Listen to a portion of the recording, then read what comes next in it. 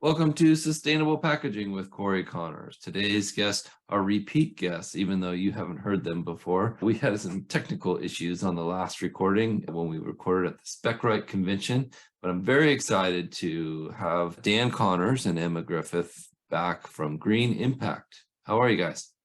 We're doing great, Cory. Thanks for having us back. And I'll use my joke that I used last time that no one got to hear of always good to connect with another Connors. Yes. This is in my whole career of 25 years. I've never met another Connors other than my close family. So at least not one that was spelled correctly like yours. Right. So great to meet you in Nashville. Let's talk about that a little bit. Let's talk about, before we get to our histories and stuff, let's talk about the SpecRite convention. Emma, what was your experience like there? I had the best time. It was my first time in Nashville, and SpecRite put on such a phenomenal event. I learned a lot. There was also a lot of different opportunities for networking, and the events at night were fun, like going out to Luke Bryan's bar. That's something I don't think I'll ever get to do again. So I had a fabulous time. Dan, I hope we can go back next year, regardless of where it is. This is my public plea. You heard it here first, folks. How about you, Dan? Yeah, I would really echo what Emma said. I thought it was a really good event, was able to allow us to connect with some of the, the people that are in the space that, we're really trying to work in. I also thought it was a very educational session. SpecRite definitely put on a good show. Well said, and totally agree. It's an important aspect of sustainability. And I think a lot of people don't understand how critical this is going to be in the future. But let's get back a little bit to your backgrounds. Dan, we'll start with you. Can you tell us a little bit about where you came from and then how you ended up at Green Impact?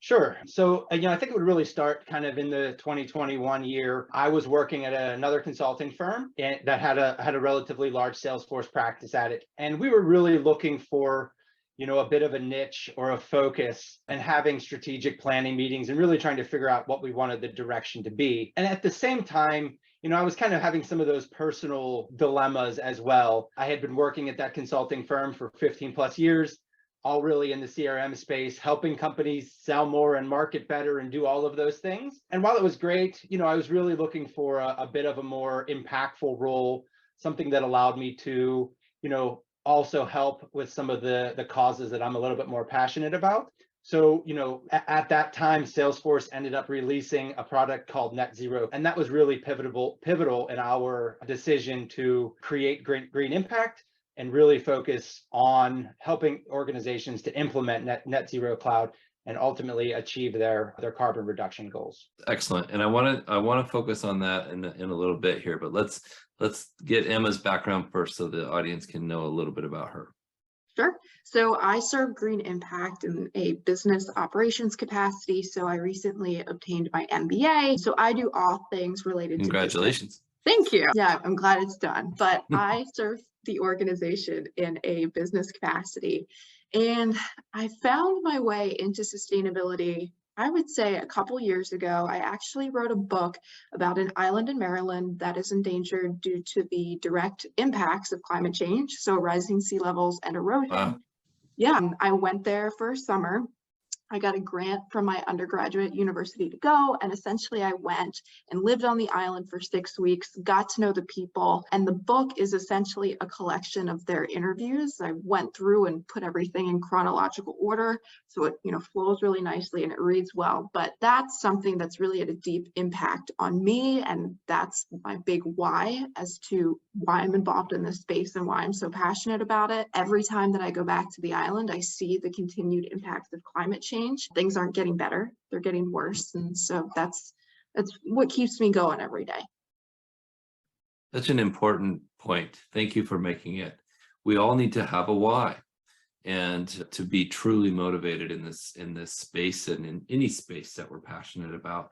I remember at the last Sustainable Packaging Coalition event, Paul Nowak, the president, talked about his why and what he's doing and why he's so motivated to improve the environment. And it was really impactful. I think we all kind of took a step back and said, what are we doing? And why? And so well said. Thank you so much. Thank you. Yeah, let's talk about green impact and how you're related to Salesforce and potentially SpecRite and all of those things and how they all work together. Dan, can you fill us in on the details of the company? Sure. So as you mentioned, we are a Salesforce partner that helps organizations to implement Net Zero Cloud. Now that can mean a lot of different things to different organizations.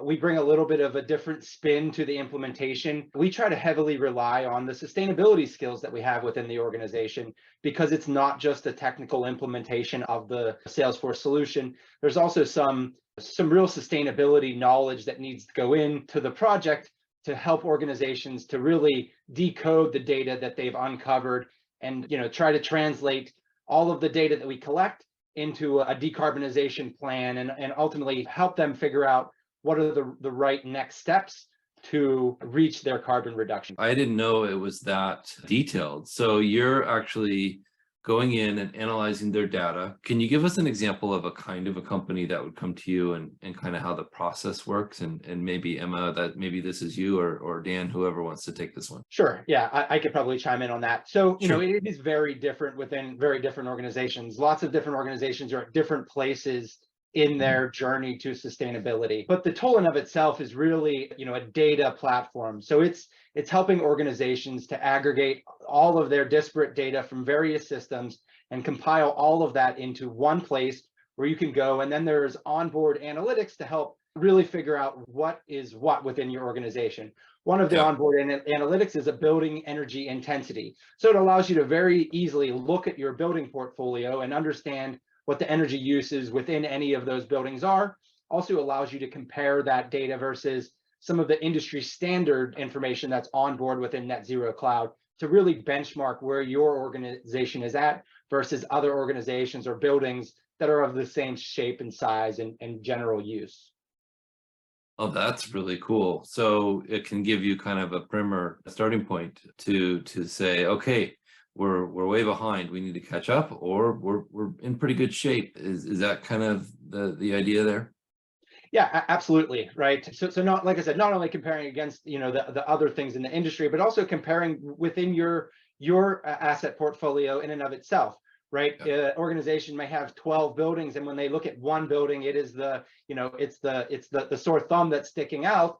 Right. And that leads them to understand that maybe that's a building that we need to either invest in more for some, efficiencies, or maybe we need to, release that building from our asset portfolio and move on to a more energy efficient facility. That's an important point, I think, in this whole thing is with scope 1, scope 2, scope 3 reporting, you're going to be looking inward first and then outward second, or maybe at the same time. Emma, can you talk to us a little bit about your role there and what your focus is? And again, congrats on a recent MBA. That's not an easy task.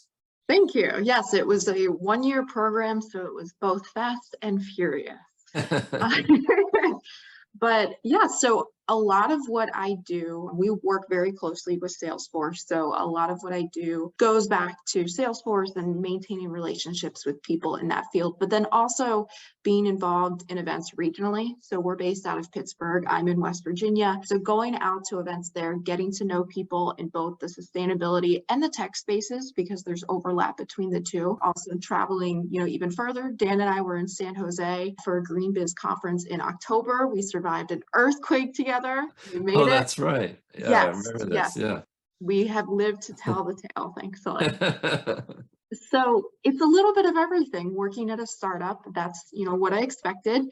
And there's awesome days. There's some days that are more challenging than others, but that's what keeps me going. I like things to be constantly evolving and changing. And so, yeah, my job is a little bit of everything. That's what I tell people. Yeah, well, that seems to be the MO for operations, and it seems to be very true. You kind of have to be a Jack or a Jill of all trades, and Yep. to be knowledgeable of many things. So very important part. So what's the future look like for Green Impact, Dan? And anything that you're really excited about or focused on? So, a couple of things actually. So we just had our 1-year anniversary yesterday. Hey, Actually, congratulations. completed our first year in business. Very excited to be, steamrolling into year. I continue to be excited about the relationships that we have with Salesforce and, what that continues to bring us. I also think, you mentioned SpecRite earlier, right? We are really excited about the potential relationship with SpecRite and what, the collaboration of Salesforce, Green Impact, and SpecRite can bring together. We really think that the combination can help organizations to really isolate their emissions for any of the particular products. And that's something that we're seeing it really a demand for in the market. Consumers nowadays want to have the option of choosing a more sustainable product, even if there's a slightly increased price point of that. So, being able to really dive into an organization's data and figure out what the carbon footprint of one particular product is something that, the collaboration of the three of those organizations can help organizations to do. And then ultimately that will just flow to their customers, being able to make a more sustainable purchasing decision time in and time out. Yes, really valuable. And it seems like what SpecRite is saying is very true. The spec first approach is the future, and it is frankly going to be necessary to provide all of this data to companies like yours and Salesforce to report to the agencies that are going to demand this information from all of these companies. So very interesting.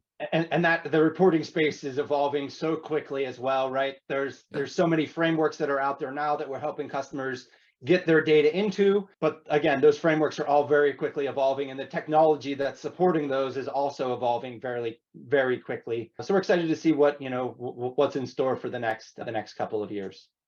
Yeah. A potential expansion to Paris, we discussed. Yes.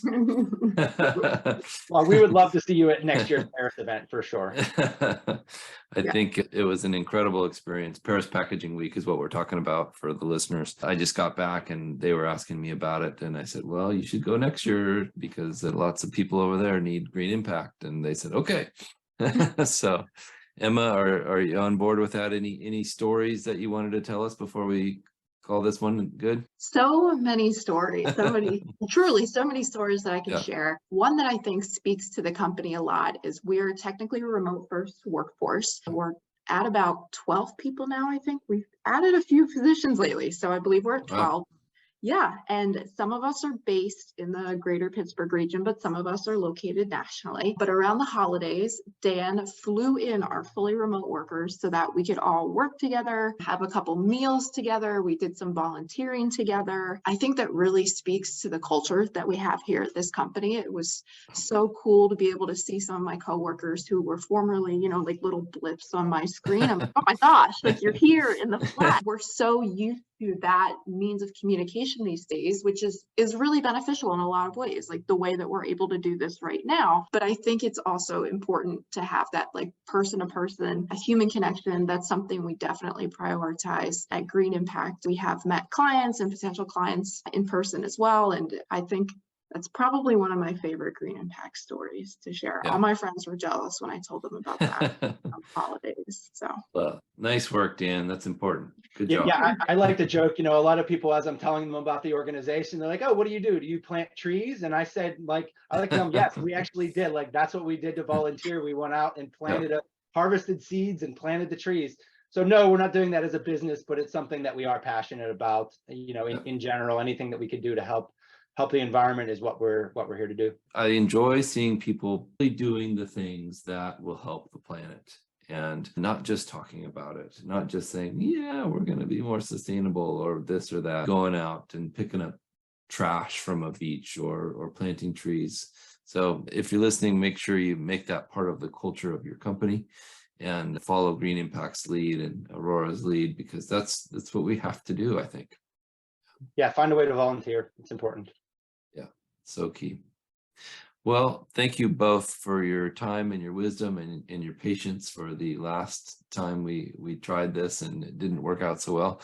I would like to give a shout out to Mr. Adam Peak, who couldn't be here today, but was on the last call. And I think this episode will probably play on both platforms, which will be wonderful. So you'll get twice the impact, if you will. Perfect. So thank you again. Appreciate it. And thank you for the listeners. If you're listening, make sure you subscribe so you don't miss the next episode. And thank you, Lanesburg Aurora, for your sponsorship. And check us out at greenimpacttech.com. Yes. Thank you, Dan. Thank you, Emma. Well said. And I'll put that in the show notes too, so everybody can click on it. Thank you. Cool. Thanks, everyone. Thanks, Cory.